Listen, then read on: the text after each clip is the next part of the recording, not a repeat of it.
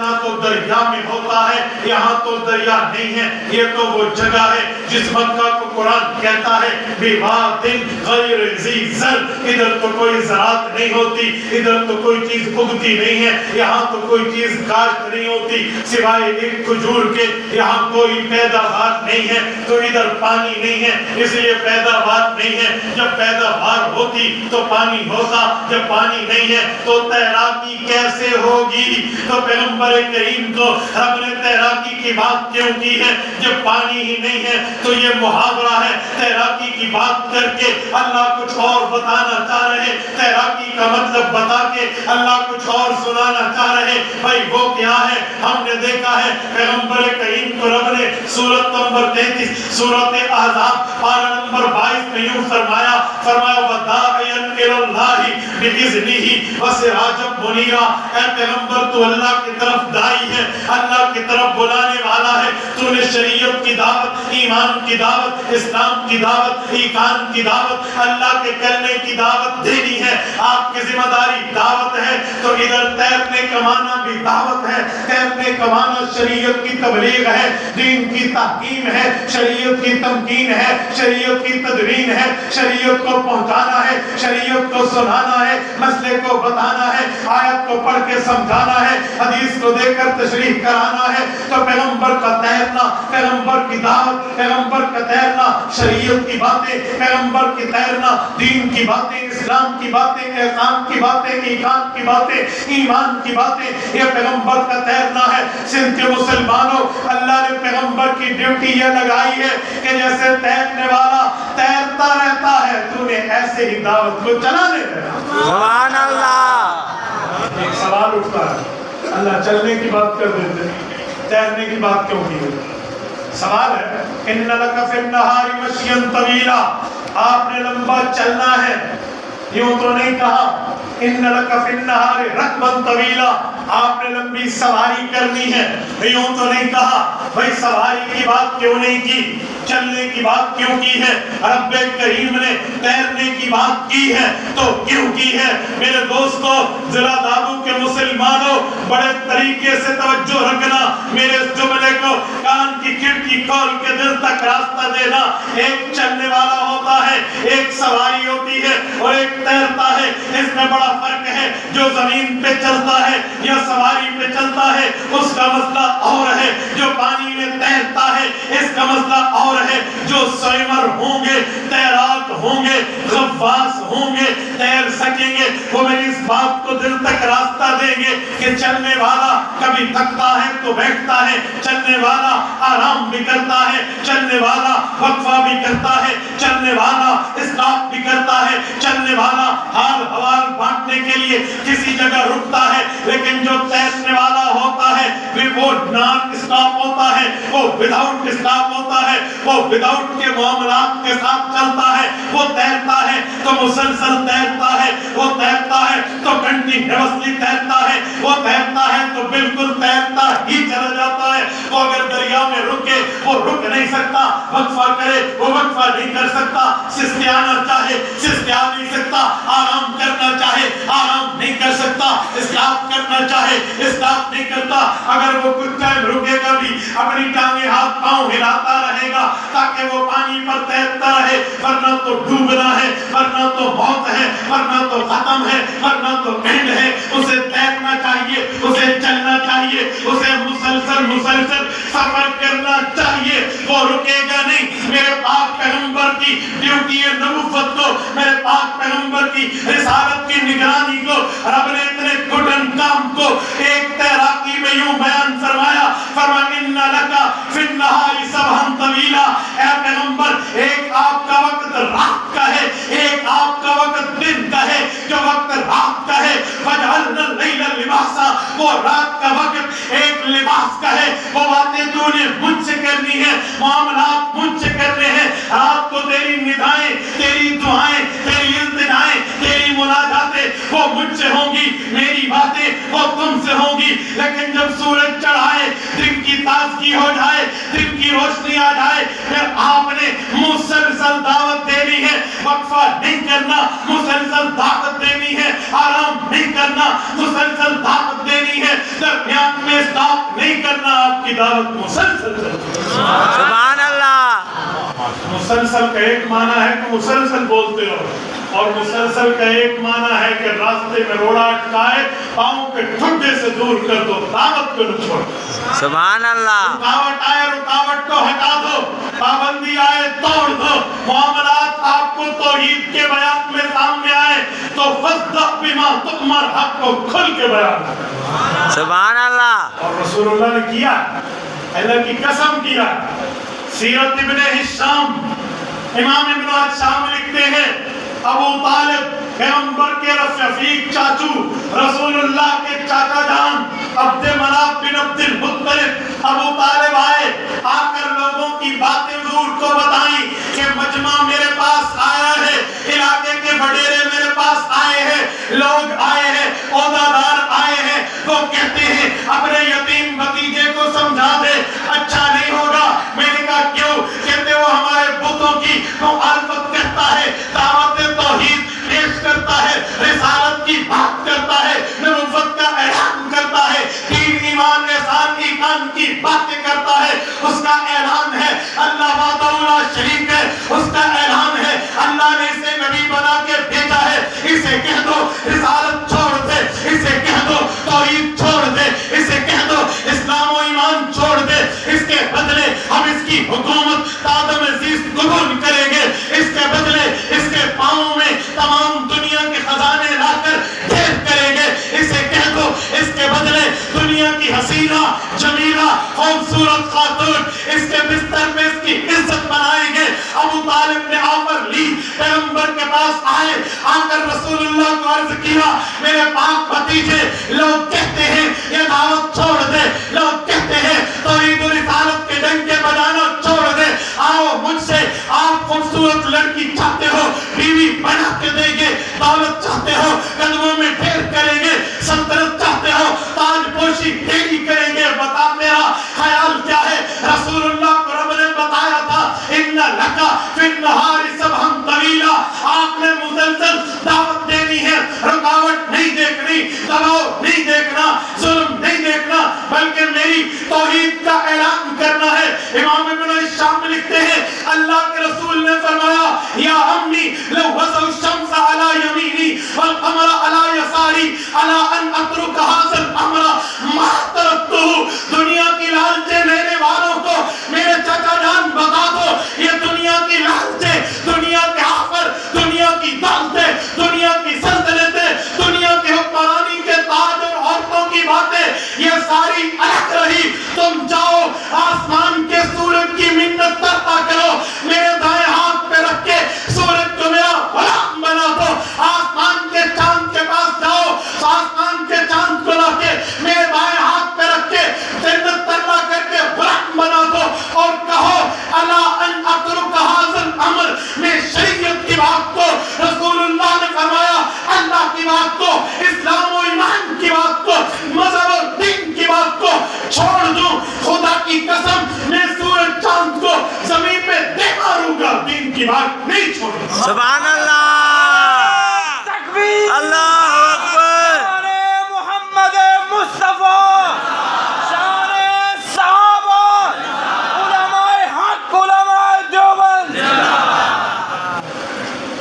یہ ہے ان لک فی النہار سبحا طویلا، پیغمبر اسلام نے مسلسل رکنا نہیں، ایمان احسان ایمان دین کی دعوت کو نہیں چھوڑا۔ یہ میرے پاک پیغمبر کی سیرت کی میں نے جھلک دی ہے۔ آؤ میں پیغمبر کے صحابہ اور اہل بیت پر بھی ایک بات کر دوں۔ توجہ، پیغمبر کے صحابہ پیغمبر کے یارانے کا نام ہے، پیغمبر کی اہل بیت پیغمبر کے گھرانے کا نام ہے۔ سبحان اللہ۔ یارانے کے بھی قائل ہیں، ہم گھرانے کے بھی قائل ہیں۔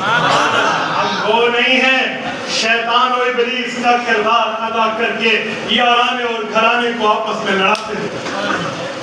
جی نہیں، میں حیران ہوں سب کے ان لوگوں کو جو کہتے ہیں نبی کے صحابہ اور نبی کے معاملات میں اخلاص نہیں تھا۔ اور کبھی یہودیوں کے پاس جا کے تم نے پوچھا ہے کہ موسیٰ علیہ السلام کے صحابہ حضرت موسیٰ سے مخلص تھے یا نہیں تھے؟ تو سب کہتے ہیں جی. انہوں نے کہا کہا ہے فرعون تو ہمیں پھانسی کے پھندے پہ کیوں نہ ڈال دے, الٹے ہاتھ پاؤں کیوں نہ کاٹ دے, فقضی ما انت قاض, تم سے جو ہوتا ہے کر دو ذرا, ہم موسیٰ کی محبت لے چکے, ہم پیچھے نہیں ہٹتے. سبحان اللہ. ابھی جا کے پوچھو من انصاری اللہ, حضرت عیسیٰ کا اعلان ہے میرے ساتھی کون ہیں؟ انصاری آ گئے, انہوں نے ساتھ دیا ہے. وہ تو عیسائی کہتے ہیں ہمارے پیغمبر کے صحابہ حضرت عیسیٰ کے ساتھ مخلص تھے. تو کیسا مسلمان ہے, تو کیسا کلمہ گو ہے, تو کیسے ایمان کا دعوے دار ہے, تو کیسے اسلام کا دعوے دار ہے, تو اپنے نبی کے صحابہ کو اپنے نبی سے نعوذ باللہ غلط کے معاملات سمجھتے ہیں. اپنے ایمان کو اپڈیٹ کر, اپنے ایمان پہ رندہ چاہ, اپنے ایمان کو دیکھ اور سنو. یہ ہمارا اعلان ہے, رسول پاک صلی اللہ علیہ وسلم سے مخلص جتنے حضور کے صحابہ اور اہل بیت ہیں, پوری امت مل کے وہ اخلاص نہیں لا سکتے. سبحان اللہ. سنیں, میں پیغمبر کریم کے صحابہ پر اور نہیں ایک بات عرض کر رہا ہوں. رب کریم نے جو دعوی رسالت فرمایا, یہ جو سورۃ الفتح کی آیت میں نے پڑھی ہے, محمد الرسول اللہ, رب کریم نے اس دعوی رسالت کیا ہے. آپ کو پتا ہے دعویٰ کے گواہ ہوتے ہیں, دعویٰ کے لیے بینہ ہوتے ہیں, دعویٰ کے لیے پروف ہوتے ہیں, ایویڈنس ہوتے ہیں, ثبوت ہوتے ہیں, دعویٰ کے لیے حوالہ جات ہوتے ہیں. اپنی بات کو مدلل کرنے کے لیے, اپنی بات کو مبرہن کرنے کے لیے, اپنی بات کو بالدلائل پروف کرنے کے لیے دلائل چاہیے ہوتے ہیں, ثبوت و گواہ چاہیے ہوتا ہے. رب کریم نے جب دعویٰ کیا محمد الرسول اللہ, حضور پاک اللہ کے رسول ہیں, تو رب کریم نے اس دعوے پر دلیل کیا لائی ہے؟ آؤ محدث دہلوی مسند الہند امام شاہ ولی اللہ محدث دہلوی کی تمہیں دربار میں لے کر چلتا ہوں. شاہ ولی اللہ وہ مسند الہند ہے جس کی سند بر صغیر میں, بر صغیر و پاک اور ہند میں ہر عالم جو خود کو عالم کہتا ہے شاہ ولی اللہ سے گزر کے اللہ کے رسول تک جاتی ہے. اس لیے سے مسند الہند کہتے ہیں. حضرت عمر فاروق رضی اللہ عنہ کی اولاد ہے, خاندان نسباً نسلاً فاروقی ہے. حضرت عمر کی اولاد بنو عدی کا چشم و چراغ شاہ ولی اللہ محدث دہلوی ہے. وہ کہتے ہیں رب کریم نے دعوی نبوت فرمایا حضور پاک کے لیے, محمد الرسول اللہ, حضور پاک اللہ کے رسول ہیں, اس پر دلیل دی ہے والذین معہ, جو پیغمبر کے ساتھی ہے, اشداء علی الکفار, کافر کے مقابلے میں سخت ہے, رحماء بینہم, آپس میں رحم دل ہے, تراہم رکعان سجدا, کبھی رکوع اور سجدوں میں دیکھو گے یبتغون فضلا من اللہ ورضوانا, جو اللہ کی رضا. سبحان اللہ. صحابہ کے اوصاف, صحابہ کے کمالات, صحابہ کے مرتبات, صحابہ کے رتبات, صحابہ کے درجات پیغمبر کی نبوت کی دلیل. سبحان اللہ. بھائی صحابہ کرام کو تو بطور دلیل اللہ کا قرآن بطور نبوت محمدیہ پیش کرتا ہے, بطور رسالت نبویہ پیش کرتا ہے. پیغمبری کے دعوے کی دلیل رسول پاک علیہ السلام کے صحابہ کو اللہ اپنے قرآن میں پیش کرتا ہے. تو کہتا ہے صحابہ اور اہل بیت میں اختلاف تو ایمان کی بات ہے, اسلام کی بات ہے, پتہ نہیں کیا بات ہے. شیطان نے ایسی پٹی پڑھائی ہے کہ یہاں لیلا نظر آتا ہے اور مجنون نظر آتی ہے. یہاں الٹی گنگا بہ رہی ہے بھائی, الٹی گنگا نہیں, سیدھی گنگا بہنے کی طریقے دیکھو. اور لیلا نظر آتا نہیں, نظر آتی ہے. مجنون نظر آتی نہیں, مجنون نظر آتا ہے. تمہارا عقل و خرد کہاں گیا کہ پیغمبر کے ساتھی پیغمبر سے مخلص نہیں تھے؟ اور میرے دوستو, رسول اللہ کا پیار حضور کے صحابہ سے اور حضور کے صحابہ کا پیار حضور سے کتنا ہے؟ آؤ میں ایک تاریخی واقعہ آپ کے سامنے رکھتا ہوں. آپ اٹھائیے سیرت کی کتابیں. رسول پاک علیہ السلام نے سفر کیا ہے مدینہ طیبہ سے مکہ مکرمہ کا, جسے صلح حدیبیہ کہتے ہیں. ہوا یہ تھا اللہ کے رسول کے اوپر آیت اتری ہے لَتَدْخُلُنَّ الْمَسْجِدَ الْحَرَامَ انشاءاللہ آمنین محلقین رؤوسکم ومقصرین لا تخافون حضور پاک علیہ السلام نے خواب بیان کیا ہم مکہ مکرمہ جائیں گے, مکہ مکرمہ میں عمرہ کریں گے. اس وقت سن 5 ہجری سن 6 ہجری تھا. سن 6 ہجری میں پیغمبر کے صحابہ 6 سال سے تابع مدینہ طیبہ میں تھے, مکہ کی زیارت نہیں کی تھی, کعبۃ اللہ کو نہیں دیکھا تھا, دل میں کعبہ کے دیدار کی چاشنی تھی, کعبہ کے دیدار کی طلب تھی, کعبہ کے دیدار کی خواہش و چاہت و وش و نیڈ و ضرورت و حاجت تھی. ان کے دل تڑپ اٹھے, انہوں نے کہا میرے پاک پیغمبر ہمیں تو جانا چاہیے. صحابہ کرام چل پڑے ہیں, حدیبیہ کے مقام پہ روک دیا گیا ہے. رسول پاک علیہ السلام صلح حدیبیہ کر کے اگلے سال عمرے کی شرط پر واپس تشریف لاتے ہیں. ادھر معاہدہ ہوا ہے, کفار نے حضور پاک کے پاس جو نمائندہ بھیجا ہے اس نمائندے نے آ کر اللہ کے رسول کے صحابہ کے پیار کو, صحابہ کے تعلق کو, صحابہ کی عقیدت کو, حضور پاک سے بیہیویئرز کو, حضور پاک سے طرز کو, حضور سے معاملات کو اس نے وزٹ کیا, دیکھا, نوٹ کیا, سمجھا, سنا اور ذہن میں بٹھایا اور اپنے لوگوں کو جا کر بتایا اور پیغمبر کے صحابہ کو تم پیغمبر سے جدا نہیں کر سکتے کیونکہ میں بڑے بڑے درباروں میں, بڑے بڑے شہنشاہوں کے پاس, بڑے بڑے بادشاہوں کے پاس, لیڈروں کے پاس, وڈیروں کے پاس, رؤساء کے پاس, قیادت کے پاس گیا ہوں. میں نے وہاں دیکھا ہے وہ چاپلوس ہوتے ہیں جو وزیر و مشیر کی شکل میں بادشاہ کی چاپلوسیاں کر کے اس کے تلوے چاٹتے ہیں, لیکن پیغمبر کے صحابہ یوں نہیں ہے. انہیں چاپلوس نہ سمجھنا, یہ اخلاص کے اس درجے میں ہے. ما رأيت أحدا يحب أحدا كحب أصحاب محمد محمدا. میں نے پوری زندگی گزاری, میں نے شب و روز دیکھے, لیل و نہار دیکھے, دنیا کی سلطنت کے چڑھاؤ اتار کو دیکھا, لیکن میں نے کبھی کسی ایک کو کسی ایک سے یوں پیار کرتے نہیں دیکھا جیسے حضور کو حضور کے صحابہ کے پیار سے. سبحان اللہ, تکبیر, اللہ اکبر, شان محمد مصطفیٰ, شان صحابہ, صحابہ کے دشمنوں پر لعنت, صحابہ کے دشمنوں پر لعنت, نعرہ تکبیر. اللہ اکبر. یہ پیغمبر کے صحابہ ہیں.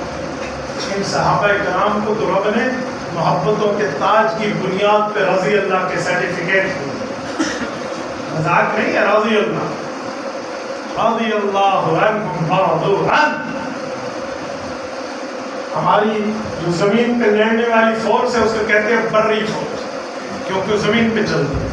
قرآن نے اولئک هم خیر البریہ, اس دھرتی اور زمین پہ کوئی اچھی مخلوق ہے تو پیغمبر کے صحابہ. سبحان اللہ, بریہ, جس کو قرآن خیر کرے, جس کو اچھا کہے, جس کی اچھائی کی بات اللہ کا قرآن کرے, اسے کوئی غلط کہے وہ اپنے ایمان پہ نظر ثانی ثالث رابع خامس کرے. دوسری نظر کیا ہوتا ہے, 10 بار اپنی نظر کو دیکھتے. اور پھر پیغمبر کی اہل بیت پر بھی ایک بات کرے. رسول اللہ کے اہل بیت, رسول اللہ کا گھرانہ, حضور پاک کے جزو بدن یا پیغمبر کے گھر کی عزت و حرمت و عزت و ناموس, پیغمبر کی بیویاں ہوں, پیغمبر کی اہل بیت ہیں, رسول اللہ کی بیٹیاں ہوں, پیغمبر کی اہل بیت ہیں, حضور کے داماد, حضور کے نواسے اور نواسیاں ہوں, پیغمبر کی اہل بیت. آپ اور ہم یہ بات سمجھتے ہیں کہ پیغمبر کی اہل بیت کا مقام اور مرتبہ بہت بڑا ہے, لیکن ان اہل بیت کو پورا بیان کرو, آدھا نہیں. آج کل لوگ اہل بیت کو آدھا بیان کرتے ہیں, وہ سمجھتے ہیں حضرت علی, حضرت فاطمہ, حضرت حسن, حضرت حسین رضی اللہ عنہ بس. کیوں؟ پیغمبر علیہ السلام کی ایک ہی بیٹی تھی. قرآن تو کہتا ہے کل ازواجک و بناتک, پیغمبر کی کئی بیٹیاں ہیں. اور کئی امت کی بیٹیاں کہنے والوں, آگے امت کی بیٹیوں کے لفظ علیحدہ ہے, وَنِسَاءِ الْمُؤْمِنِينَ. امت کی بیٹیاں نہیں, پیغمبر کی اپنی بیٹیاں بناتے ہیں. تو رسول اللہ کی تو کئی بیٹیاں ہیں, آپ وہ تو بھول گئے. اور اہل بیت کے کبھی ترجمہ تو کر لو, اہل بیت کا کیا ترجمہ ہے, ترجمہ تو کر لیں. مجھے بتائیں اہل تاریخ کیا ترجمہ ہے؟ ایسے اہل کتاب, اہل حق, حق اہل بیت, بیت کسے کہتے ہیں؟ اہل بیت. ترجمہ کریں.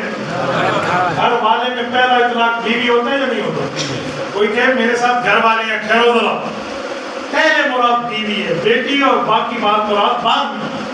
وہ بھی ہیں لیکن پہلے بیوی ہے. شادی شدہ آدمی جب گھر والے کی بات کرتا ہے تو مراد بیوی. ہم کوارا گھر والا کہے تو ہم بہن مراد لے لیں گے, ماں مراد لے لیں گے, لیکن جب شادی شدہ کہے تو کیا مراد ہے؟ بولیے بولیے. گھر والے. چپ ہو گئے. بیوی. اگر تو مجھے چاہیے, میں نے کل اس ٹائم سے لے کر میں نے ان 2 دنوں کا سفر میرا 2000 کلومیٹر سے زائد بنتا ہے. اگر تو مجھے چاہیے, میں تو نہیں تھکا, آپ تھک گئے. بولیے. شادی شدہ جب گھر والے کہے تو مراد کون ہوتا ہے؟ بیوی. جب قرآن رسول اللہ پہ اترا ہے, حضور کی شادی تھی یا روز باللہ رسول اللہ کمارے تھے؟ شادی.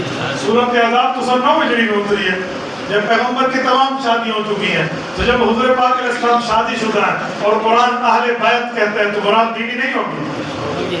سبحان اللہ. عقل کو اپڈیٹ کرنا چاہیے جو کہتے ہیں اس سے مراد بیوی نہیں ہے. میں انکار نہیں کرتا حضرت فاطمہ کا, حضرت علی کا, بیٹیوں کا, بیٹوں کا, نواسوں کا, نواسیوں کا انکار نہیں کرتا, وہ بھی اہل بیت ہیں, لیکن پیغمبر کی بیویاں بھی پیغمبر کی اہل بیت ہیں. سبحان اللہ. سورۃ نمبر 33 سورۃ احزاب پارہ نمبر 22 پہلا صفحہ. یا نساء النبی لستن کأحد من النساء ان اتقیتن فلا تخضعن بالقول فیطمع الذی فی قلبہ مرض وقلن قولا معروفا. قرآن کریم نے پیغمبر کی بیویوں کو خطاب کر کے بات کی ہے, اور پھر پیغمبر کی بیویوں کو خطاب کر کے قرآن کریم کہتا ہے اے پیغمبر کی بیویوں, بات چلاتے چلاتے رب کریم فرماتے ہیں انما یرید اللہ لیذہب عنکم الرجس اہل البیت ویطہرکم تطہیرا. رب کریم آگے فرماتے ہیں فاذکرن ما یتلی فی بیوتکن من آیات اللہ والحکمہ ان اللہ کان لطیفا خبیرا. پیغمبر نے اہل بیت کی آیت پیغمبر پہ اتری ہے, اس سے پہلے بھی پیغمبر کی بیوی, اس کے بعد بھی پیغمبر کی بیوی مراد ہے, تو درمیان میں بھی پیغمبر کی بیوی. سبحان اللہ. سبحان اللہ. جہاں اور ہیں وہاں حضرت خدیجہ پیغمبر کی بیوی, پیغمبر کی اہل بیت, حضرت عائشہ پیغمبر کی بیوی, پیغمبر کی اہل بیت, حضرت سودا پیغمبر کی بیوی, پیغمبر کی اہل بیت, حضرت ماریا قبطیہ پیغمبر کی بیوی, پیغمبر کی اہل بیت, حضرت ام سلمہ پیغمبر کی بیوی, پیغمبر کی اہل بیت, حضرت جویریہ پیغمبر کی بیوی, پیغمبر کی اہل بیت, حضرت صفیہ پیغمبر کی بیوی, پیغمبر کی اہل بیت, حضرت میمونہ پیغمبر کی بیوی, پیغمبر کی اہل بیت, حضرت زینب بنت جہش پیغمبر کی بیوی, پیغمبر کی اہل بیت, حضرت ام حبیبہ پیغمبر کی اہل بیت, پیغمبر کی بیوی, حضرت ام حبیبہ پیغمبر کی بیوی, پیغمبر کی اہل بیت. اور میرے دوستو یہ تمام کے تمام پیغمبر کی بیویاں بھی ہیں, پیغمبر کی اہل بیت. سبحان اللہ. حضرت زینب بنت خزیمہ ساری میں آخری چھوڑ گیا. تو یہ پیغمبر علیہ السلام کی بیویاں, یہ پیغمبر کی اہل بیت کا, اور قرآن نے اہل بیت کہا. جب یہ آیت اتری تو رسول اللہ نے اہل بیت کے مفہوم کو وسعت دی. حضرت ابو ہریرہ راوی ہیں اللہ کے رسول نے دعا علی و فاطمہ و حسن و حسین یدعوہم. حضور پاک علیہ السلام نے آیت اترنے کے بعد, بیویوں کو اہل بیت کا تمغہ مل جانے کے بعد, اہل بیت کی چادر تطہیر مل جانے کے بعد, اپنی بیٹی جو اس وقت صرف اکیلی زندہ تھی, باقی بیٹیاں فوت ہو گئی تھی, باقی بیٹے فوت ہو گئے تھی, انہی کو بلایا جو زندہ سلامت تھی, ان کے خامد و اولاد کو بلایا. فجللہم بکسائہ, جیسے یہاں چادر آپ نے مجھے چادر دی اور پھر اس چادر کو رکھ کے عزت دی, حضور پاک نے بھی ایسے چادر رکھی.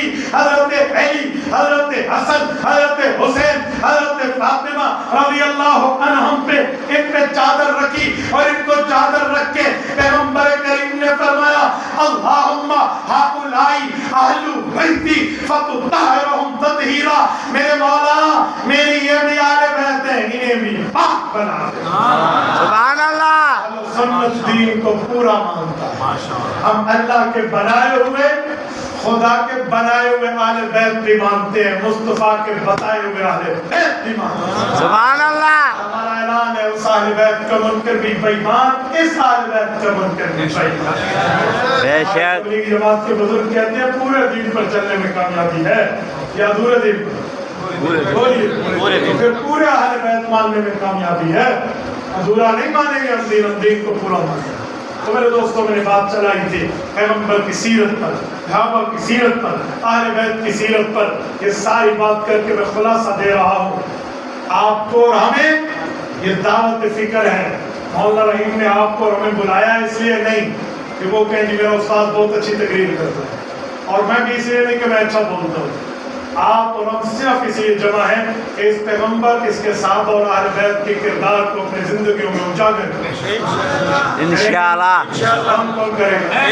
انشاءاللہ شاید کیجئے جو میرے ساتھ دیتے ہیں کہ ہم اپنی زندگیوں میں پیغمبر کی، اہل بیت کی زندگیوں کو اجاگر کریں گے، انشاءاللہ پیغمبر کے صحابہ کی زندگیوں کو اجاگر کریں گے، انشاءاللہ اسلام کی تعلیمات کو عام کریں گے، انشاءاللہ اللہ کے فرمان کو عام کریں گے، انشاءاللہ قرآن کو عام کریں گے، رسول اللہ کی سیرت کو اپنائیں گے، انشاءاللہ آپ نے جس کا حکم کیا اس پہ عمل کریں گے، انشاءاللہ جن سے منع کیا اس سے منع ہو جائیں گے۔ انشاءاللہ اللہ کے گھر میں دیکھو، جھوٹ نہ بولنا، آپ انشاءاللہ کرو گے، انشاءاللہ ہمارے ساتھی انشاءاللہ بھی کریں گے، انشاءاللہ اللہ کے لیے حضور پاک کی سیرت کو عام کیجیے۔ انشاءاللہ بس صرف چاہیے یہی کہ ہم عمل کرنے والے ہوں۔ اگر عمل ہے انشاءاللہ تو پھر میں آخر میں ایک جملہ کہہ کر علامہ اقبال کی بات سنا کر بات ختم کر رہا ہوں۔ عمل سے زندگی بنتی ہے، جنت بھی جہنم بھی، یہ خاکی اپنی فطرت میں نالوری ہے نانا۔ انشاءاللہ لہذا استغفر اللہ، آخر دعوانا الحمدللہ۔ میں آخر میں ایک اعلان بھی کرتا ہوں، میرے 4 ماہ لگے، میں بیان کے بعد تشکیل کرنا جانتا ہوں، ٹھیک ہے نا؟ تو میں آخر میں ایک اعلان کروں گا آپ کی خدمت میں، اس اعلان کو بڑے ذرا غور سے اور بڑے طریقے اور ترتیب سے سنیے۔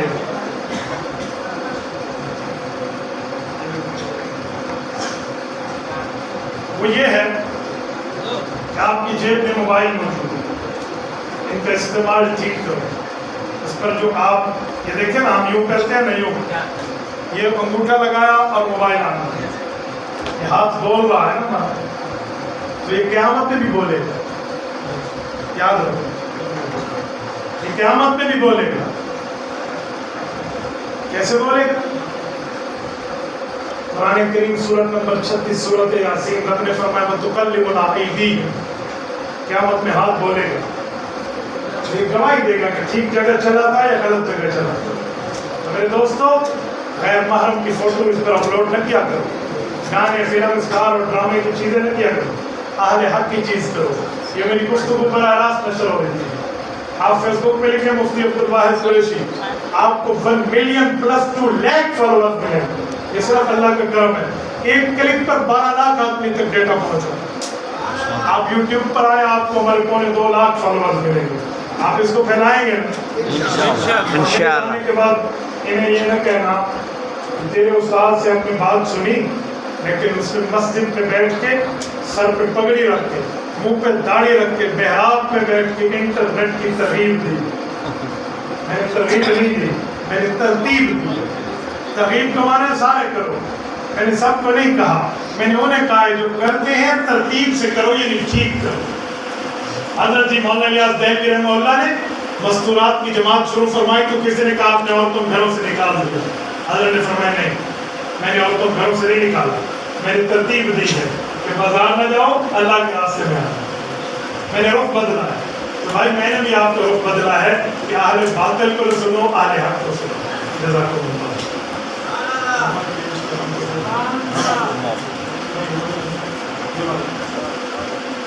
میں روز لگاتا ہوں، اب ایک بار پھر چلتے ہیں۔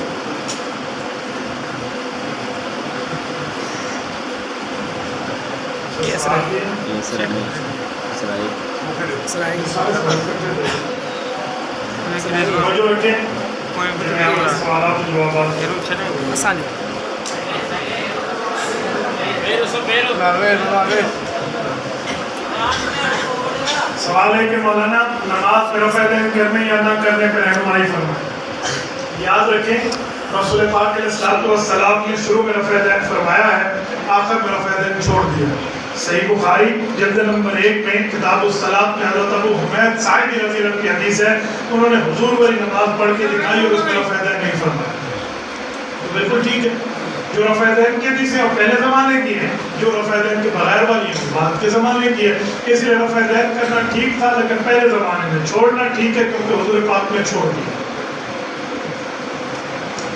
عقیدہ حیات النبی سمجھا دیں، اس کے لیے عنوان عقیدہ حیات النبی آپ رکھ لیتے ہیں. بتا دیتا ہوں ہمارا نظریہ ہے وفات کے بعد انبیاء کرام اپنی قبروں میں زندہ ہے.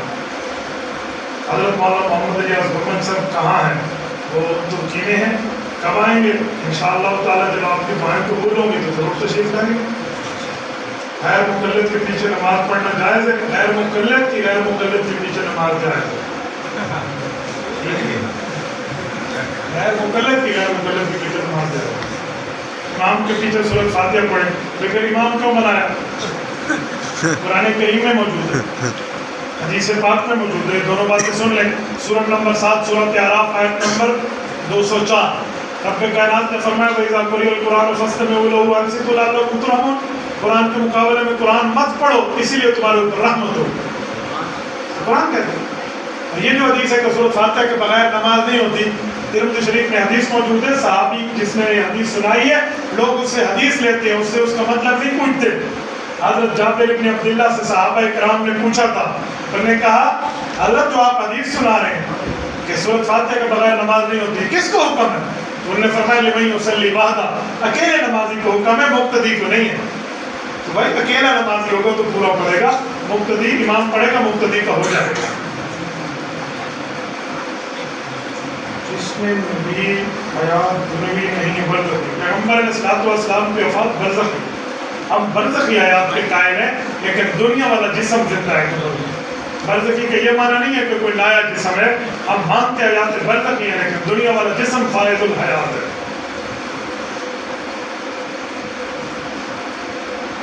کیا لکھیں مولانا محمد رحیم صاحب آپ کو چاہیے یہ مرضی سے پوچھ لیں. ہمارے علاقے میں امام صاحب تنخواہ اور احترام اس کو کم دیا جاتا ہے، ایسے یہ پورے پاکستان کا عالمی ہے. ایمان سے بتاؤ جب ایک محفل موسیقی پر تم 30,000 خرچ کرو گے صرف 1 گھنٹے کا، اور 30 دن کا امام پر آپ 5,000 دو گے تو معاشرے میں موسیقار پیدا ہوں گے، دیندار پیدا نہیں ہوں. میں اس مسجد والوں پہ حیران ہوں جن کی مسجدوں میں واش روم کے اندر تو ماربل لگے ہوئے اور امام کی تنخواہ 5,000. اس لیے امام کی عزت کرنا سیکھیں. مفتی صاحب بعض لوگ تبلیغی جماعت کے سال لگانے پہ اعتراض کرتے ہیں، شرعی ثبوت کیا ہے؟ کیوں اعتراض کرتے ہیں؟ وہ اعتراض نہیں آپ لکھ دیتے میں جواب دیتا ہوں. اب مجھے کیا پتہ وہ کون سا اعتراض کرتے ہیں؟ آپ اعتراض لکھ دیتے میں جواب دیتا ہوں. میں عالم و غیب تو نہیں ہوں کہ وہ کون سا اعتراض ہے. وہ یہ کہتے ہوں کہ اتنا زیادہ دور دور نہیں جانا چاہیے. ہاں وہ اعتراض بھی بتائیں کیا اعتراض. ہاں شاید تم اعتراض یہ کہو کہ شادی شدہ بندہ سال باہر ہوگا بیوی کو میں اس بات کا قائل ہوں کہ شادی شدہ آدمی کو اگر بیوی حقوق معاف کرے تو سال پورا باہر رہے، اور بیوی حقوق معاف نہ کرے تو سال بھی چلتا رہے اور رات کو گھر آ کر احوال بھی چلتا رہے. ایک دن جانے سے بھی ٹوٹتا سال. ٹھیک ہے محترم جماعت میں سال فرض ہے، جماعت سے نماز پڑھنا فرض ہے. یہ سورۃ فاتحہ کی میں آپ کو بتاتا ہوں. اللہ آپ کو خوش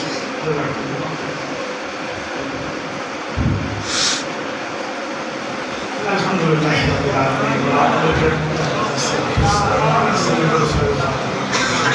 اے اللہ اس پروگرام کو قبول فرما. اللہ میں در بیٹھا درسوں میں تعاون کرنے والوں کو تعاون کو قبول فرما. جو آپ تشریف لائے اتنا بڑا مجمع آپ تک ٹھہرا اس کے بیٹھنے کو قبول فرما. جتنے دوستوں نے ہاتھ اٹھائے ان کے ہاتھ اٹھانے کو قبول فرما. آپ کو پورا فرما. بیماروں کو صحت عطا فرما. جو دنیا سو کر ان کے قبول کو جنت کا باغ بنا. اس مسجد اور مدرسے میں اپنی برکات فرما. حضرت مولانا کی زندگی کی برکات عطا فرما. اے اللہ جتنے دور دور سے علماء کرام بزرگ تشریف لائے ان کا تشریف لانا قبول فرما. اے اللہ عافیت کے ساتھ دین کی خدمت کی توفیق عطا فرما. ہر قسم کی مصیبت سے امت کو محفوظ فرما. صلی اللہ تعالی علی خیر خلقہ محمد وعلی آلہ وصحبہ. السلام علیکم ورحمۃ اللہ وبرکاتہ. میرا بہت لمبا سفر ہے, آپ مجھے مسافر سے مجبور نہ کریں, میرا بڑا لمبا سفر. جزاک اللہ. بس میں سیدھے آپ کو سبق چھوڑا ہے, پھر کبھی انشاءاللہ. میرا بہت لمبا سفر ہے, سب کچھ چکر آپ